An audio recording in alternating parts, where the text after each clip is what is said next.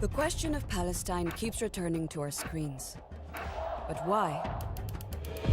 Well, it's an injustice and a denial of human rights that has persisted for over 100 years, with global implications. Here is a brief overview. After World War I, the League of Nations placed Palestine, formerly part of the Ottoman Empire, under a British administration that supported the creation of a Jewish national home there, a move that pleased Zionist leaders who considered it the ancient Jewish homeland. Amid increased immigration and foreign rule, Palestinians who had lived on the land for centuries staged an uprising from 1936 to 1939, which led to repression, including by British forces and Jewish militia. In 1947, the UN decided to partition Palestine into two independent states. Jerusalem was to be placed under UN administration. However, Israel declared independence in 1948 and captured much more of Palestine than the partition plan allocated, except for the West Bank, including East Jerusalem, held by Jordan, and the Gaza Strip, held by Egypt. More than half of the Palestinians were expelled from or fled their homes and ended up in refugee camps in the West Bank, Gaza, and neighboring countries. Palestinians refer to this as the Nakba, or catastrophe. They remain refugees to this day, mostly relying on the UN Palestine Refugee Agency, which was created specifically for this case. In the 1967 Six-Day War, fought between Israel and neighboring Arab states, an additional 500,000 Palestinians were forced to flee. Israel occupied Gaza and the West Bank and annexed East Jerusalem, including the Old City. In the years following, the UN General Assembly affirmed the rights of Palestinians to self-determination, sovereignty, independence, and refugee return.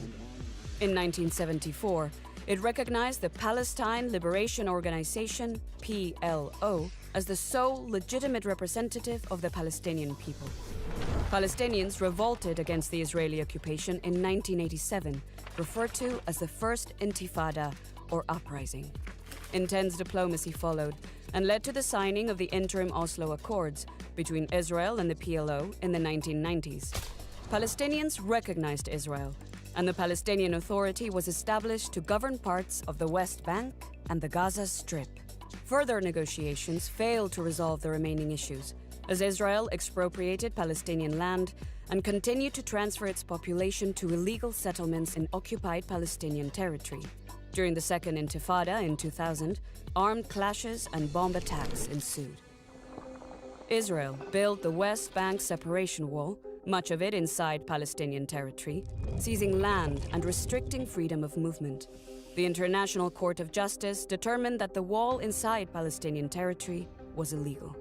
In 2005, Israel withdrew troops and settlers from Gaza.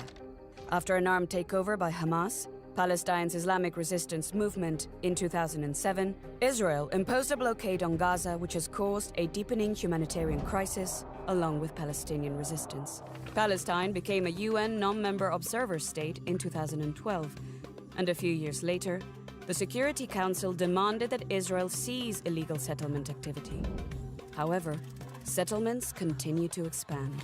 Despite broad international support for a two-state solution, it has not been possible to justly resolve core final status issues in accordance with UN resolutions. And that is why, until justice and international law prevail and Israel ends its occupation, we will continue to see the Palestinians struggle for their rights on our screens.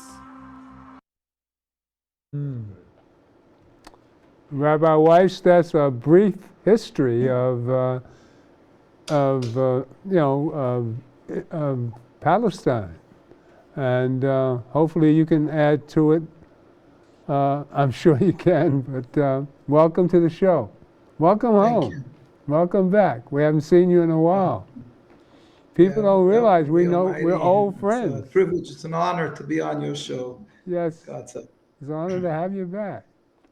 I think we did our first show, I think, 99, I saw. 14 years ago, I think. At least. Yeah. I remember the one we did at the house. At the house. I think we did Yes. one in the studio. That was the first one, I think, at the house. It's the first one? I'm not sure. I think we did one. We're getting older, that's all I know. Okay. Thank Well, God for welcome. that. Yes, yes. So how are you doing? Alhamdulillah, thank God. And like I say, it's a privilege to be on your show. And I pray to the Almighty that He should bestow upon me His truth, His wisdom, that I may be worthy of conveying His message and so sanctify His name and bring peace to the world. There's a lot, of course, to talk about, especially at this time, of course, when we're in the midst of a mass murder that's beyond belief. I mean, there's no words to describe the terrible, terrible atrocity, the death and suffering that's happening right now in Gaza while we're here. Well, how would you explain to America, after seeing that brief history of what's happening from your standpoint? This is just like a culmination of all that we've been seeing till now. In other words, the the occupation started um, out of a little kernel, at a little seed of something, an idea. And the idea was that a group of people who are basically non-religious, who are totally uh, rebels against God, Ooh, rebels decided to against. make a nationalist movement, and being that they were estranged from God, they were not religious.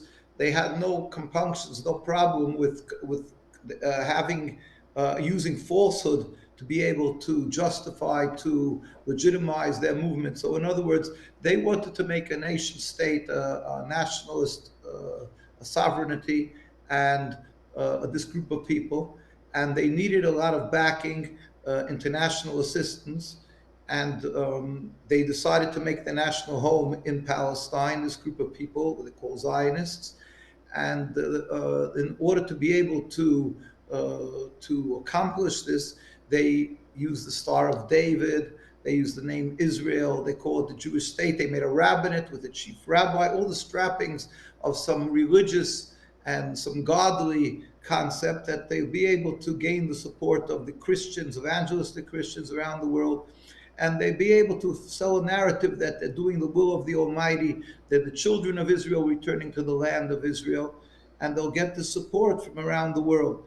And that was the seed of what they started their movement, and they kept on building on that and building on that. And every time they would have opposition to whatever they're doing, step by step, they would have to constantly vilify and and demonize the ones who stood in opposition to them. And this became the daily practice, the rigor of this state and this movement.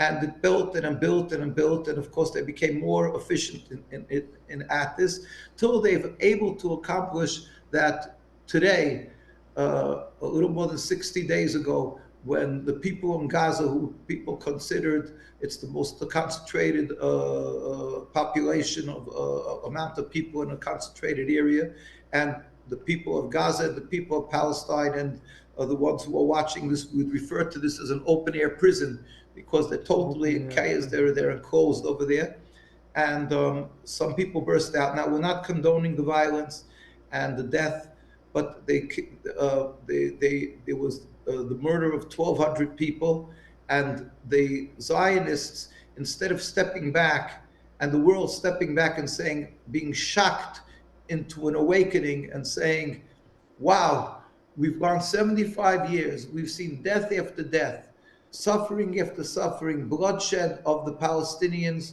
who are being entrapped in this area, and bloodshed of Jews, because from both attacks of the Zionists, the state of Israel, who attacks the Jewish people living amongst them, and I'll show you pictures of that. And instead of saying that in order to realize their occupation, the state has its army, and thousands of their people died for the realization of this nationalism. And instead of saying, look, it's 75 years, constant fighting, constant strife and death. And all of a sudden you see the greatest amount of Jews killed, 1,200 since World War II, since Hitler, in one shot. So they would say, maybe we should step back and say, why do you need this? What is this accomplishment of this occupation? It's only a quagmire of death and suffering. Instead of saying, it's enough, this should stop us from thinking and going in lockstep with the Zionist narrative. Instead, they say, yes, the Zionists made a statement. These villains, the people of Palestine, anti-Semites, the people of Gaza, and especially their leaders, which is Hamas, these are the worst than bugs. We have to simply wipe them off the map, basically, in not that terminology, some of them in that terminology. So they said, they told the world, everybody step aside. We're now going to wipe out Hamas. And even though there's a lot of people that are dying while we're doing this, and we're talking now almost 20,000 people already, holding over 50,000 injured. Around 17,000 was the last number that I heard, but it's way back, I'm sure, above that. So these are people that are collateral damage that doesn't seem to matter, because they were able to work for 75 years of dehumanizing, of demonizing and dehumanizing these people, that they're able to have the world stand by silently and watching minute by minute, second by second, live on the footage of internet. They're able to see what's happening, people crying, people being pulverized on the buildings, and people screaming for help on the buildings that are trapped there after the bomb. People lying on the floor without medicines because Israel cut off their medicine, cut off the water supply, cut off, and the world is silent. So you're asking how we look at this. We look at this. This is what Zionism started, and what as Jewish people, true to our religion, from day one, our leaders, our great rabbis warned, cried, spoke out, and pleaded with the world: have respect for our religion, have respect for the Jews who represent the Jewish religion, that we declare the state of Israel is not a Jewish religion. It doesn't represent Judaism. It is antithetical, is contradictory to our religion. We're not allowed to kill. We're not allowed to steal. We're not allowed to make a Jewish sovereignty. On the contrary, we also have to show gratitude for the people of Palestine and the Muslim world who were friendly to the Jews throughout history. Our voices were ignored, and now we have reached this level of inhumanity that what's happening to the people of Gaza. So that's the way we look at it. It hurts us. We cry. We haven't been silent. I could tell you in our communities for these, constantly for 75 years, but for these last over 60 days, we are on the streets day in and day out, night. And there's not one day that doesn't go by that we aren't in the streets here in New York and around the world, our communities demonstrating and crying with the world that they should have compassion and realize that supporting the state of Israel and what they're doing to the people of Gaza is not only criminal, it's inhumane, it's beyond words, it's ungodly. So it's surprising that we don't hear more of statements like this coming from other people other than yourself. Now, Graham and I have the fortune of meeting you years ago, so we were aware of this Holocaust, planned genocide. Graham came up with a couple of items that were interesting. Graham, tell us about the oil. Yes, and Rabbi, gas. it's good to see you again. Unfortunately, we're not in the same space geographically, but I read an article this week. I sent it to Winston. I read it last week. And it was on the $500+ billion grab in Gaza. And a gentleman did his research. And this is not being discussed on CNN, NBC, none of the major networks. He said that in Gaza, they know that there is oil under the ground. There is oil and there is natural gas in Gaza. BP and other companies are waiting like ravenous vultures on a limb as Israel now is sweeping through Gaza. And what you said the talk of eradicating Hamas while you're eradicating people, this is genocide. Yeah. They are destroying what would be a habitable location, they're destroying it so that the people cannot come back. And what the article states is that ultimately the Israelis are going to go in, they're going to drill for the oil, and they're going to extract the natural gas from Gaza. This is the plan on the backside of this attack. Another thing, I was in Abu Dhabi and Dubai about 4 years ago. Israel is noted for the Pegasus program. NSO group, they can monitor any cell phone anywhere in the world. And they have also secretly signed a contract with the United States using dummy corporations while Biden said, oh, we're blacklisting this company.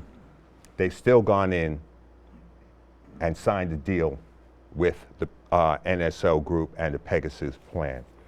So when I was in Abu Dhabi, I have photographs of the building where this program is run.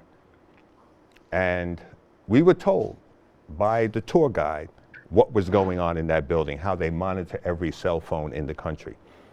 And they can do this for any nation they sign a contract with. I spoke with a friend a few weeks ago. I said, I don't believe that Hamas could do something like this, and the Israelis didn't know it. That's right.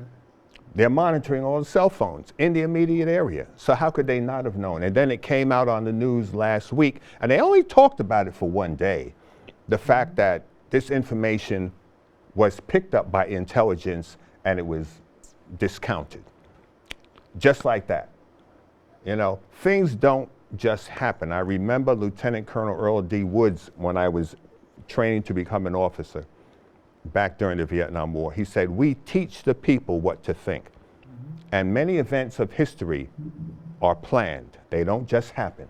They're planned, and as a result, you can get people to behave and think the way we want them to think. And he said, we teach the people what to think. So this issue about oil and gas in Gaza, stripping the people of the land, killing off these people. We've seen the children die. No, what Hamas did was horrendous. Nothing justifiable in that. But I cannot come to your house, denigrate you, your family and everything, and expect that you're going to sit still and not take up some type of action against me. But the point you're making is that the Israelis knew this was coming. They said they knew the plan a year beforehand. Right. This was came out a week ago. But the Mossad watches everybody. I'm sure they're watching you, and your personal life is in jeopardy.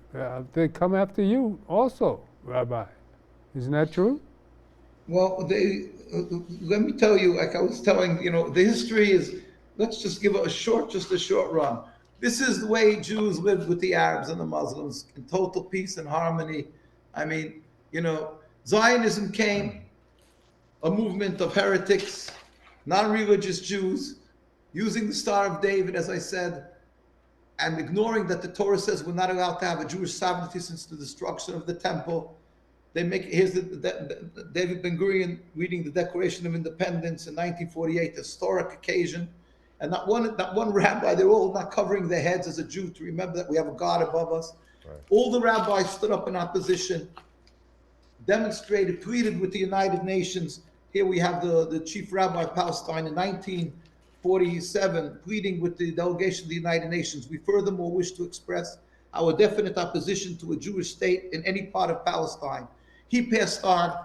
The other rabbis always constantly here. You see, we took up another chief rabbi, tens of thousands of Jews in the streets of Jerusalem.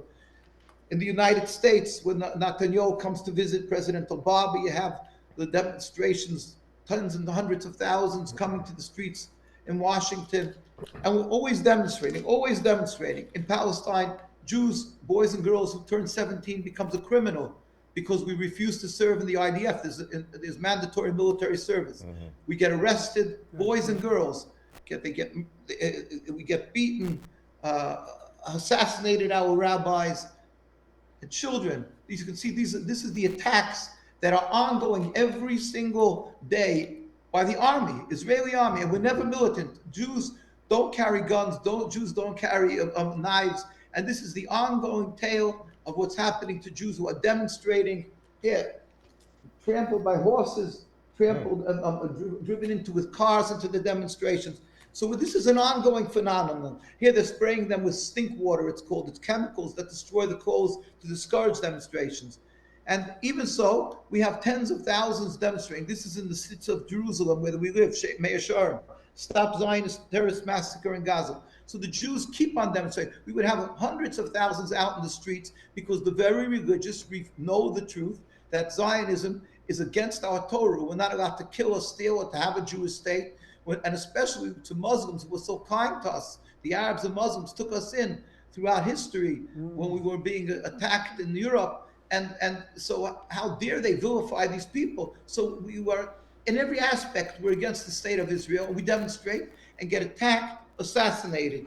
This is ongoing. And when they made the President Arafat, as you mentioned the history, so we had a Jewish representative in the PLO, and they poured acid in his eyes, and he was blind in one face. Oh. Here we went to Gaza. Here you see in Gaza, we're meeting with President Ismail Haniyeh, Prime Minister Ismail Haniyeh from the Hamas, and we met with him, and we met with people in Hezbollah and Lebanon. They all, here, we're not political. We go to everybody, letting the world know that it's not a religious conflict. It has nothing to do with religion. And yet, and we can live in peace. We have lived in peace. We brought medical aid to Gaza. This is a fact that we live and breathe. We've always stood in opposition, and our leading rabbis have been killed, assassinated by the Zionists throughout the long history that they have. It's not relatively short. Our religion is 3,000 years. Zionism is only 100-some years old. But since they made their move to make a state, we have been demonstrating. We've been killed, maimed, wounded, arrested in Palestine, and around the world we get death threats. Again, that's why you don't hear so much more Jews demonstrating. But even when we have thousands of Jews demonstrating, the media does not cover it because they're afraid of the attacks. They'll be labeled anti-Semitic, and because many of the media is actually owned by Zionist news outlets. And we've had that many times that they simply ignore what we're doing, ignore what we're speaking up. And a lot of the reporters tell us that they would love to report on this, but the media itself, the newspaper or the media's a whole conglomerate is owned by this Zionist corporation or something. So this is a fact. And the ones that aren't owned by them, they have News Watch, so a Media Watch, or they have APAC that's watching the politicians. Right. If anybody speaks up, they viciously attack them as being anti-Semitic, and they nullify them. A politician is committing political suicide. So you're asking if we get attacked. Of course, we do get attacked. We get death threats. Even in this recent 2 months that we have barely slept. We're out there constantly. I just came back from a tour. I was in London, in South Africa, and then in Turkey. By the way, it was the 10th anniversary of Nelson Mandela this last week. Yeah. And we were there. So we had a march that we had his grandson, a very nice fellow. They were speaking about how President Nelson Mandela, he actually stated that if without the freedom of Palestine, we cannot be free. I'll actually quote what he said. We know too well that our freedom is incomplete without the freedom of the Palestinians. That's what he said. And the first step he made when he was left out of prison of 27 years of incarceration, he went to Ramallah. But basically, because the truth is the truth. You can't, even with a lot of powerful public relations companies and everything, you cannot really twist the truth. The truth is that the Jewish people, with a distinctly different religion from the Muslims, lived in peace, and we are tremendously grateful for that. We lived amongst Muslims, including the Ottoman Empire in Jerusalem.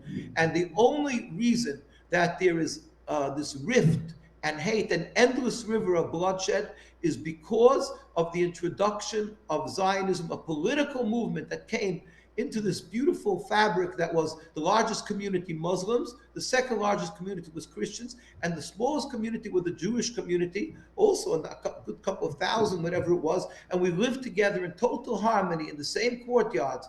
The only thing that really disturbed this was that disrupted this peace was a movement that came from Europe called Zionism that decided to make their statehood, their nationalism in the land, and they use the facade that it's the Judaism against the will of the indigenous populace of Muslims, Christians, and Jews. And the world bought into that. Until today, they're buying into that. Now, why is the world supporting it?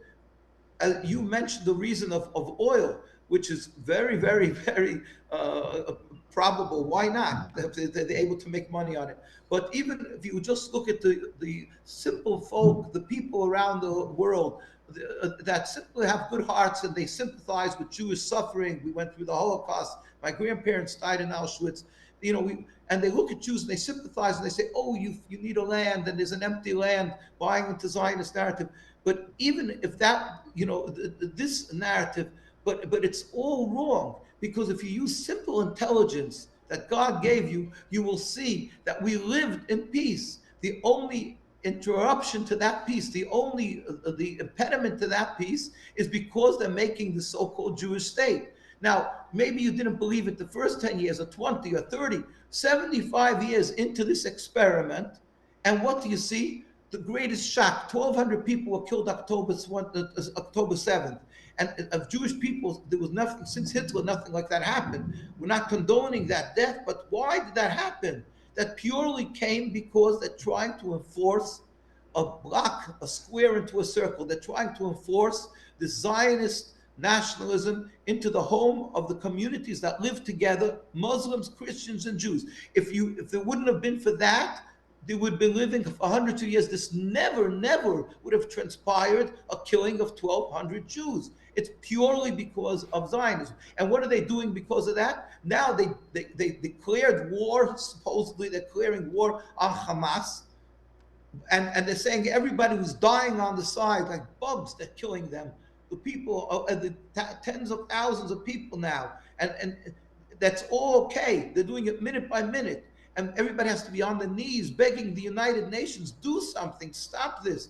And it's like nothing. It's because they're telling the world, you have to accept what we're saying. These are inhumane people. They hate Jews. They hate the West. They vilify them to that, and the world is buying. It's insulting the intelligence, the basic intelligence of every human being, because everybody could read, everybody could study that little history of 75 years and 100 years and know that right before 75 years, before that time, we lived in peace. We lived in peace, Jews and Muslims, without any human rights groups. And the only change is the Zionism. So how could the world be silent when this is ongoing? Really, the world should say so. They're going to have to answer. The world is going to have to answer for letting this go on, this mass murder. I mean, it's just beyond words. And we as Jews are pleading with the world that we are Jews who are practicing the religion as we did for so many hundreds, for 3,000 years. And we gave our lives for this. And even just recently in Hitler, we were murdered for this. And so how don't they listen to the distinguished rabbis here in the United States, in New York, in Williamsburg, right across from Manhattan, the largest concentration of religious Jews outside of Jerusalem? There's not one single Israeli flag.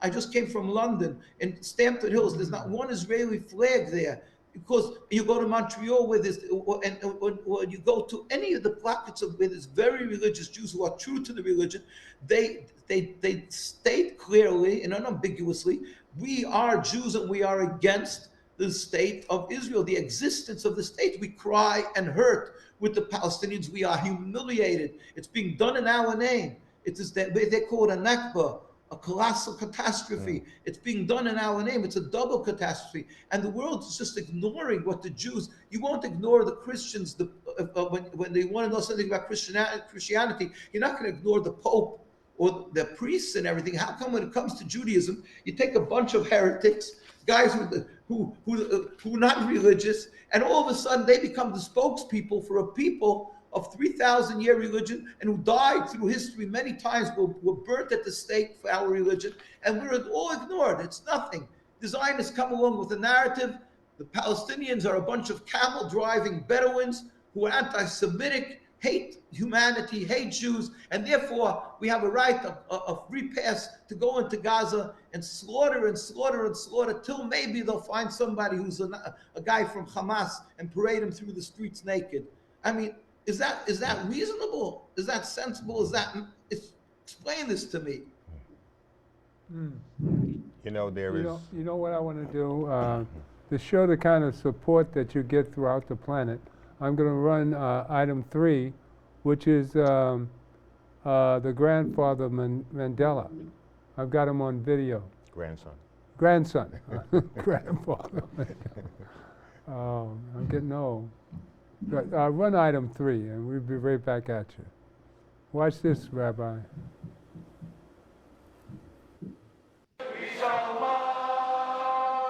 Since the outbreak of the war on Gaza, several protests supporting Palestinians have been held in the South African cities of Johannesburg and Cape Town, where the grandson of anti-apartheid icon and former President Nelson Mandela voiced his support. Palestinians are counting on each and every one of us to stand and be counted like they stood side by side with us.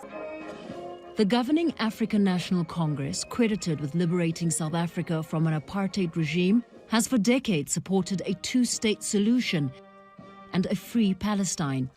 The Palestine Liberation Organization supported the ANC during its years in exile and Mandela's time in prison. While the government here has expressed regret at the loss of both Palestinian and Israeli lives, the country's history of apartheid continues to guide the ANC's policies. We've called on the international community, the United Nations, and all other concerned international bodies to make sure that peace is installed in Palestine and that the Israeli government is directed at withdrawing this command of getting people out of the northern part of Gaza, because it is in the end going to amount to almost genocide. Ramaphosa has called for a peaceful resolution. In 2017, South Africa downgraded its ties with Israel in response to what it described as human rights abuses against Palestinians. The Minister of International Relations and Cooperation, Naledi Pandor, says Israel is illegally occupying Palestinian land. She recently spoke to Hamas leaders and offered humanitarian aid. But the South African government's stance has been criticized by some pro-Israeli lobby groups, which have reacted with anger. After the massacre of Hamas on the innocent lives of Israelis in Israel, we've been exceptionally disappointed with the government. They, first of all, they only condemned Israel originally, then they only sent condolences, and then eventually they have condemned Hamas.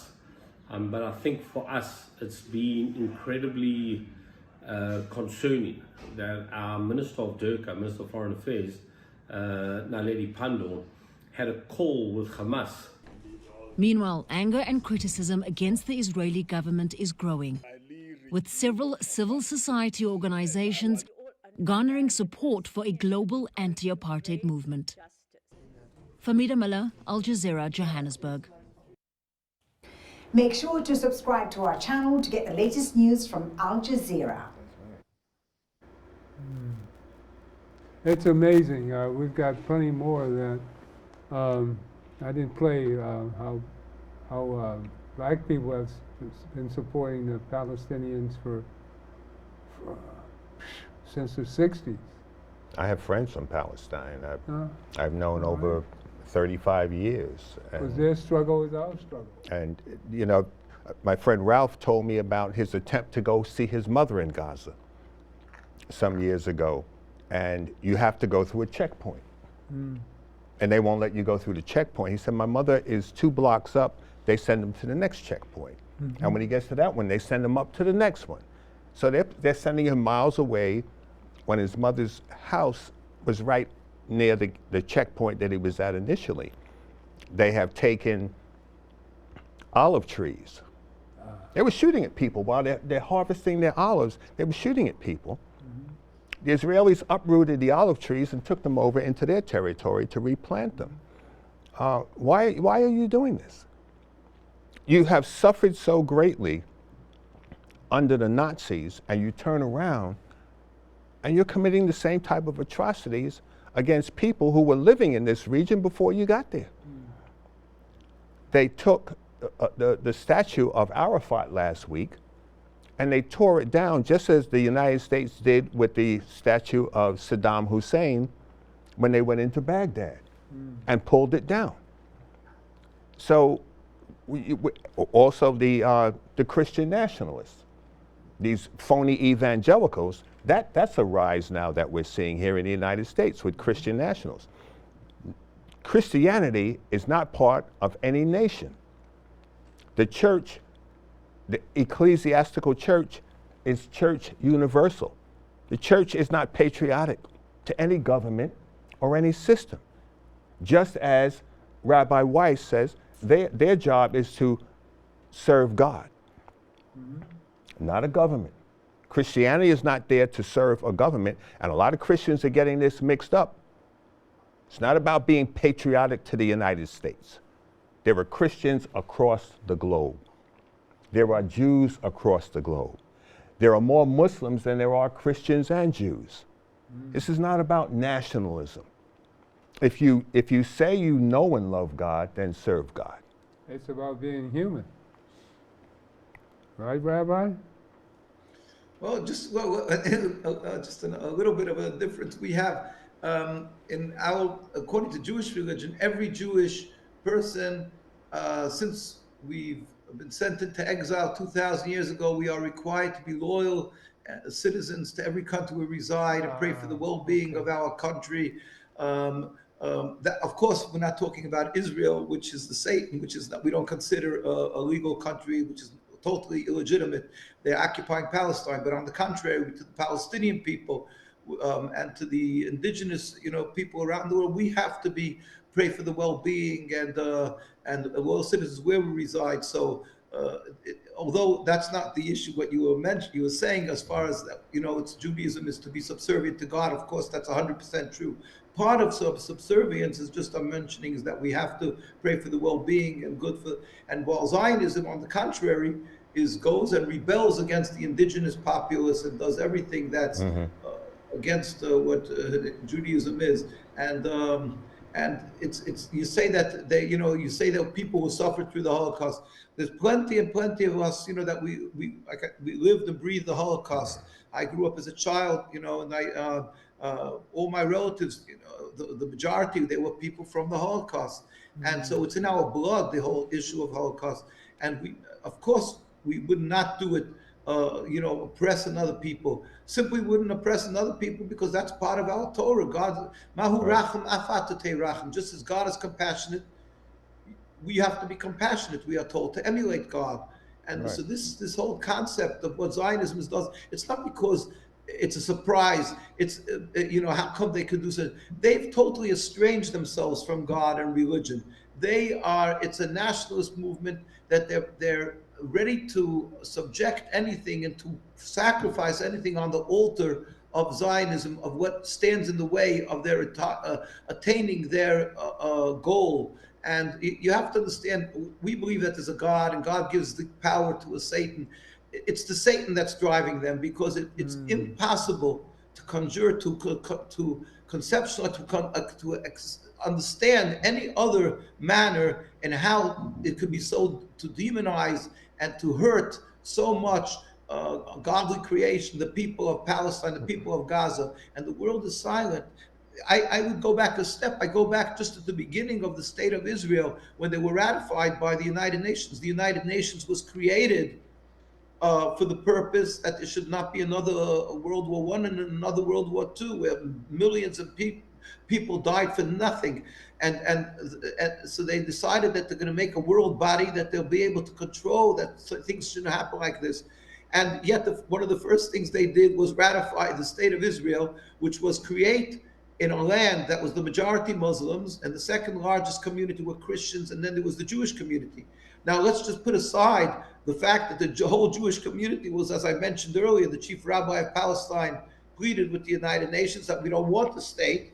You know, that was the voice of the Jewish community, that, you know, we furthermore wish to express our definite opposition to a Jewish state. There's documents in Palestine. But just to put that aside, you have two large communities, and now you're going to create a state that should be named officially the State of Israel, meaning that it's a Jewish state. In other words, that automatically is going to create strife, is going to create a rift and hate, because why should the Muslims and the Christians have to be thrown under the like an elitist system of another religion? It doesn't make sense. How could they allow to create such a thing? So you see, it's the works of Satan. It defies logic that people who are trying to look for a peaceful way, they should have created a Palestine, but they didn't. And as we're going along, step by step, year in and year out, people look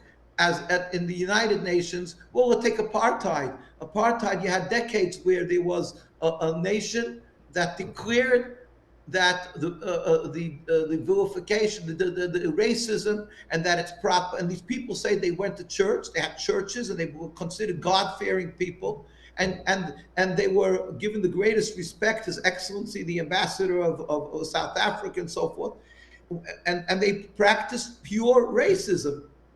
How come? How is that possible? Yeah. So and then it took many years. And what did it take? A Nelson Mandela, who's sitting in prison 27 years. It took people who stood up, and the grassroots who put so much pressure that the politicians just simply couldn't sleep at night anymore. So they finally put the politicians under a position where they finally changed the United Nations. And today, any child, if you will ask him, what do you think about having two-class system, that the blacks should sit in the back of the bus, or such concepts? He'll look at you like that either you have horns on your head, you're either mad, or you're just trying to test him to see if he's a normal person.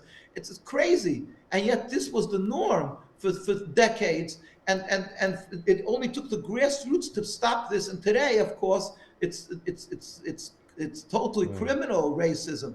Now Israel is living, and as a nation that's respected, they have an ambassador, His Excellency. This ambassador is in the body of nations, and the ones who are opposing this are constantly being declared anti-Semites, and the world, which is no fools, they're full of think tanks and brilliant scholars and brilliant minds, and the world is going along with this as a general rule, and the United Nations exists, and it's considered an international distinguished body from the world, and Israel as a flag that's there, and Palestine is not there, and the people of Palestine and the Jews who are practicing religion, who constantly, day in and day out, pleading with the world that they're opposed to the occupation, and they themselves are being brutally beaten and attacked. Their voices are considered nil, nothing. They're not considered anything.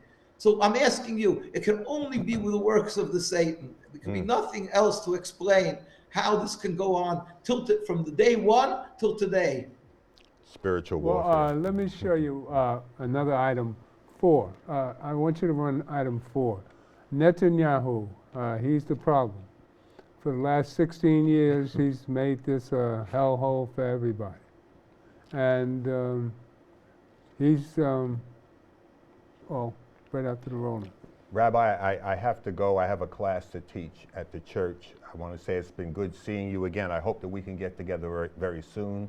God bless you. And you're right, this is spiritual warfare at a height. This is spiritual warfare. The satanic is running amok in the earth. So God bless you, Brother Leroy, Yes, Winston. thank you. See you soon. Now roll in number 4. Thank you, brother. We'll be right back after.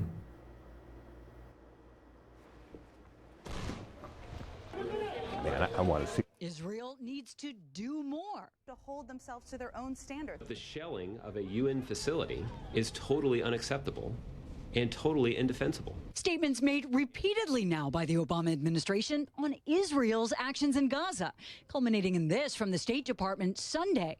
The United States is appalled by today's disgraceful shelling. Now, that's not to say the U.S. hasn't also verbally slammed Hamas, and the White House's take on U.S.-Israel relations today. The nature of our relationship is strong and unchanged. But what's also unchanged is the tension that's been there.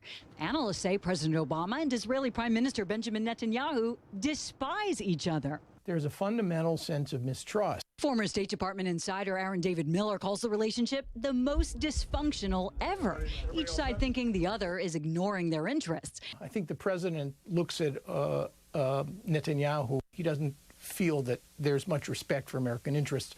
And the prime minister looks at the president and considers him bloodless and insensitive when it comes to really understanding Israeli needs. Remember that supposed to be private exchange between the then French president and Obama in 2011. Sarkozy saying, "I cannot bear Netanyahu.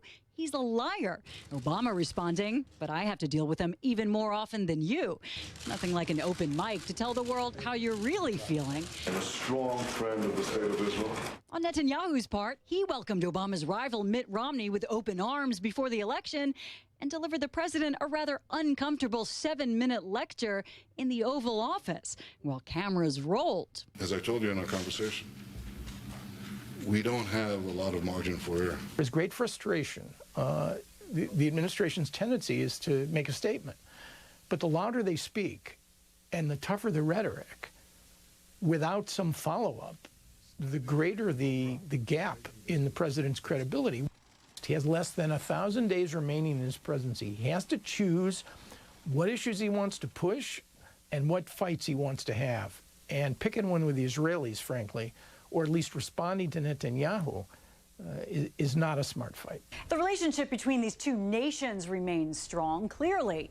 The challenge is lasting progress when personalities clash at the top behind the scenes of a conflict. I just brought this up down. You can see that's over 12 years ago, 2011. And Netanyahu is a noted racist, and you see the hard time he gave Obama. And anybody of color, the Falashers and the black Jewish people in Israel. Now, I have another item. Brother Leroy has a question for you. Yes, Rabbi Weiss, what is the uniqueness of Brooklyn to Zionism?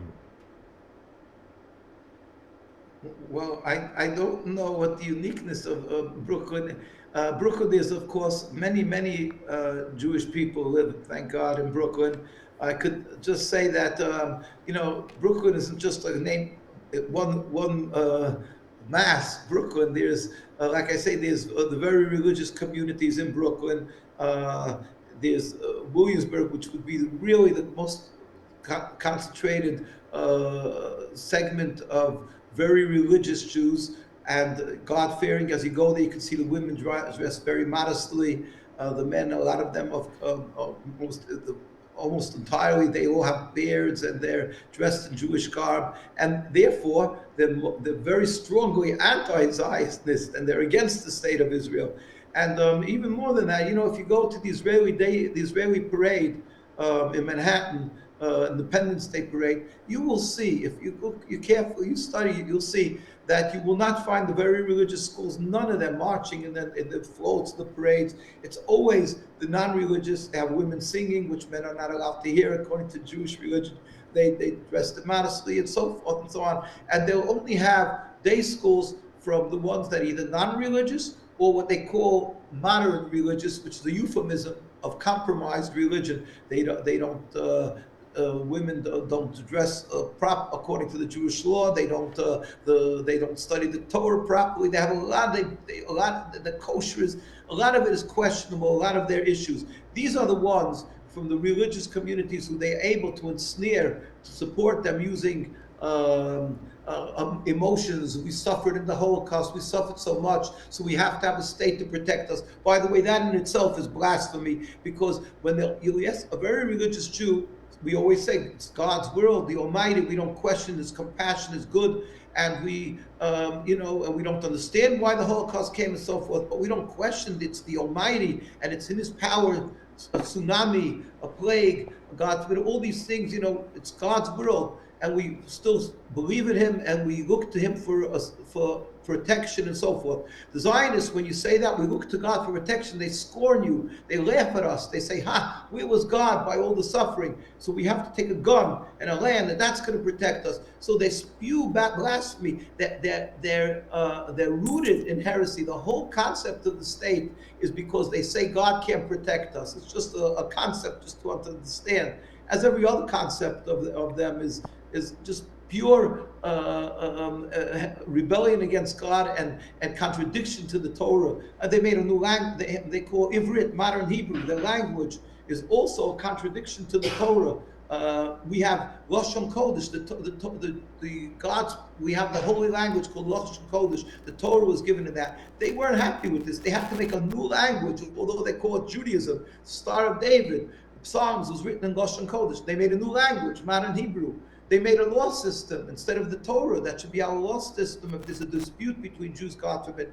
But they made a Supreme Court with the whole law system, which is blasphemy. So their whole thing is rooted in blasphemy. Yet you say Brooklyn. So in Brooklyn, they have people, unfortunately, from non-religious or modern, what they call modern religious, who buy into it because of the Zionist propaganda, the constant barrage of brainwashing, trying to influence people that they are God's dream. They are the coming of the Messiah, things like that, the beginning of redemption, they call it.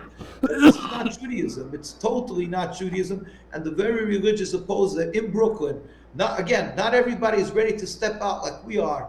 You have literally hundreds of thousands would be out on the streets if it wouldn't be for that vicious attacks that the Zionists give. If there were our large demonstrations, every time, invariably, people lose their jobs because the Zionists come, they take videos in your face, and they start scrutinizing who was there, and they find somebody who they say, "Oh, he works for this business." They call up the business, they go and they say, "You have a worker, we're uncomfortable to do business with you."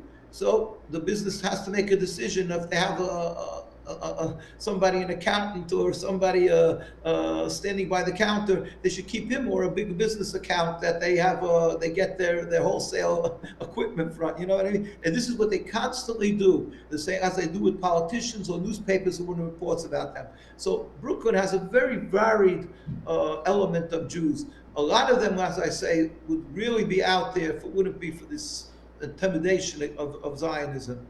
Spend our last few minutes giving us a breakdown of Netanyahu and how he's caused half of this, most of this slaughter by his insistence of no ceasefire. Well, Netanyahu, we say, look, the whole state of Israel, the whole state is one rebellion against God, one criminal entity, a mafia. It's a criminal entity. It doesn't matter if it would be Rabbi, who they say is a peacemaker, or if it was Sharon, or it's Netanyahu. It's no difference. They're just the conductor of this mafia. It's a criminal entity. So it really isn't the difference. It is a difference, of course, in that one is worse than the other. That's committing more atrocities. Netanyahu is committing much more. But let's not fool ourselves. It's not the conductor. It's the orchestra, it's the whole group, it's the whole system, it's the whole occupation. It's that foot on the neck of Palestine, of the Palestine, meaning the Palestinian, the Muslims, the Christians, and the Jews. It's that occupation that's totally wrong, illegitimate, illegal, and the world should stop buying into that narrative of that state of Israel. We have to step back. Remember again, there was a life, there was hundreds of years of Muslims, Christians, and Jews living in harmony and serving God in harmony. It's a movement that came from Europe a little over 100 years ago that's destroying everything, and people keep on insisting we have to find a way that we should peacefully coexist a two-state of a bunch of criminals next to the ones who were living there before. Why? Why does it have to be?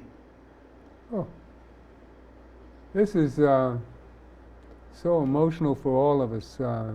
You're giving us the answer. This answer is a two-state solution, and somehow we that are human have to bring this about. And since it has oil, and the whole solution is to take this oil and gas and share it. Not a two-state. I'm saying not a two-state. God forbid. The two-state is because that the fallacy that they think it's two religions, that we have to somehow make peace because there's these two religions that have to coexist, and so you're not going to erase the religion. But it's totally not that. The two religions were living together in peace. It's just this, you took these people from these two religions and you put on you sprayed some powder on it that makes your body itch, and everybody's itching, and you say, well, the right hand, the left hand, we have to figure out how to live together. Get rid of that powder that you sprayed on, and everything will be good for the whole body. You put on a nationalism.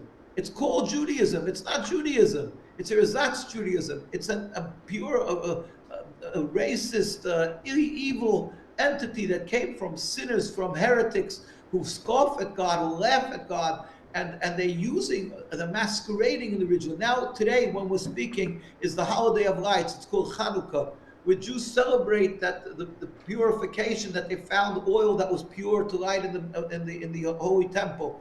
And when they were being oppressed by the Greeks, and the Greeks didn't want to let them, they said that punishable of death if they'll observe the Sabbath. And they tried to defile the temple. And the Jews found a little bottle of oil that burned for 8 days. So we celebrate the holiday of lights. The Zionism, they take this holiday and they call it Maccabees, which is an acronym for Mi Kamocha Ba'elam Hashem. It's 4 letters. Mi Kamocha Ba'elam Hashem.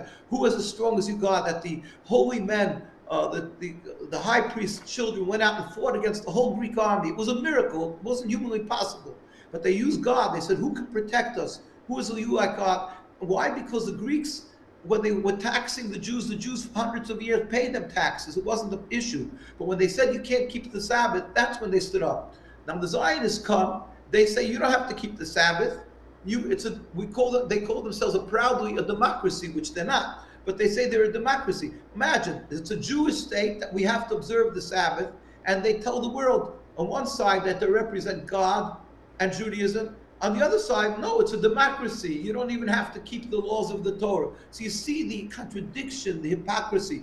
And yet they tell the world, they use now the holiday of lights, the Maccabees, they have an Olympic team, they call them Maccabees. They use the concept of the holiday of lights, of purity, of serving God with this pure oil and holiness. And they say, they show always the picture of the Maccabees, a guy with a sword and a shield, as if there was strength, that they're with the power of the hands. In other words, they're misconstruing the Torah. They're going to use the power of the sword to win over everybody else, when the whole concept of Maccabees was these 5 children of the high priest, old men who fought against the Greek army. It was with the holiness of God and miracles that God made them victorious, because they were protecting the Sabbath and the pureness of the holy temple, while these guys are protecting the impurity of, to make that everything should be free. You should not have purity. That they made the gay rights parade right in the center of Jerusalem, a swimming pool right in the center of Jerusalem, anything to destroy purity,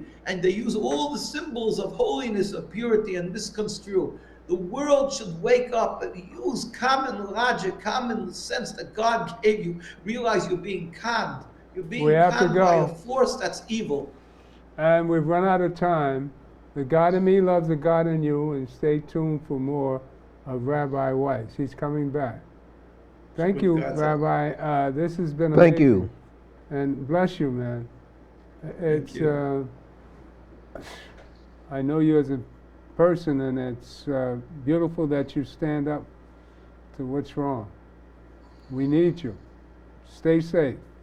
God bless. Thank you. God bless. It's an honor and privilege again. Protect you all with long and healthy years. God should help. We should come back soon to celebrate a free Palestine. Amen. Power to the people. God Thank bless. you. Very good.